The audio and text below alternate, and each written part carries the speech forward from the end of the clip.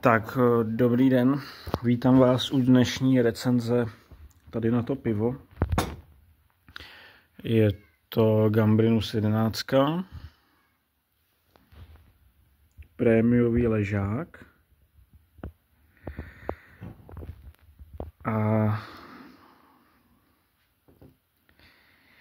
vařejí to v zálohovaném obalu. To bude někde u Plzně. Tak. Na koštovačku tady budeme mít takovýhle půl litr.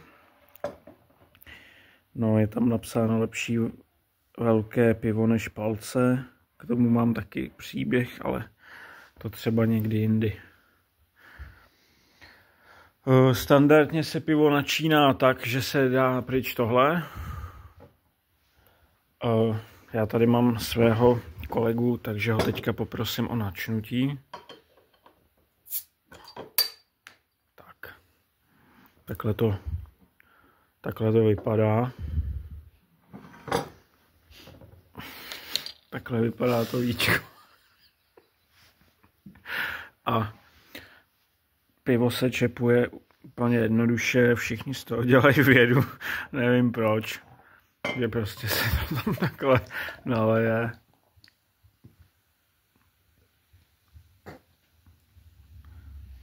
Ještě trochu zbylo.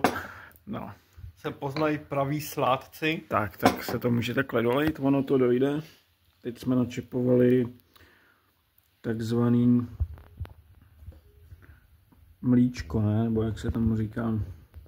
To dojde, ale to je úplně v pohodě. Postupně tam můžeme dolejvat.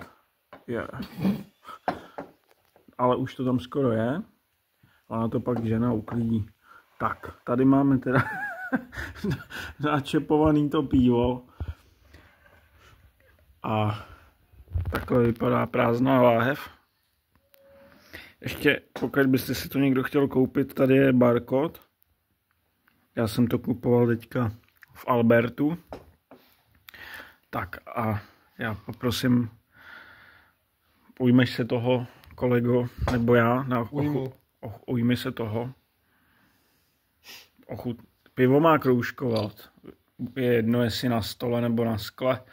Takhle poznáme dobře načepovaný pivo, že kroužkuje. Pořádná srkačka nesmí chybět. Tak.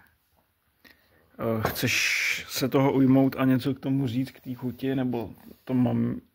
Dobře, ujmu se toho já. Ujměte se toho vy, kolego. Tak, já teda taky ochutnám.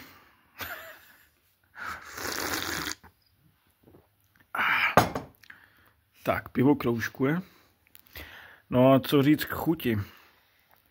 Chutná to, jak se říká hezky český, že pivo je tekutý chléb, nebo rohlík, nebo jak se to říká.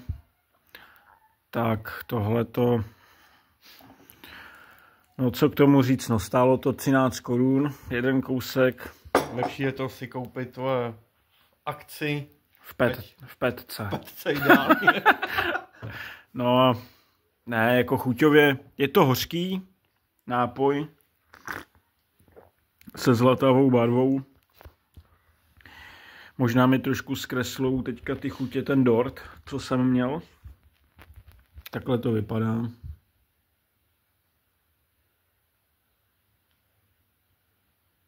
Ale ty bublinky jsou normální. A doporučuje se to vypít nahned, pak jak to zvětrá, už to není ono.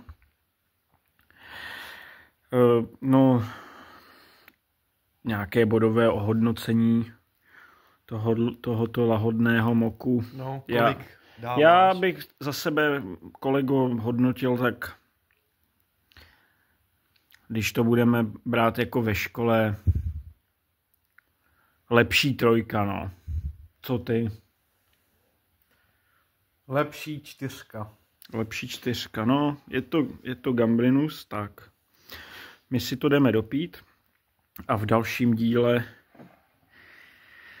budeme hodnotit třeba Staropramen.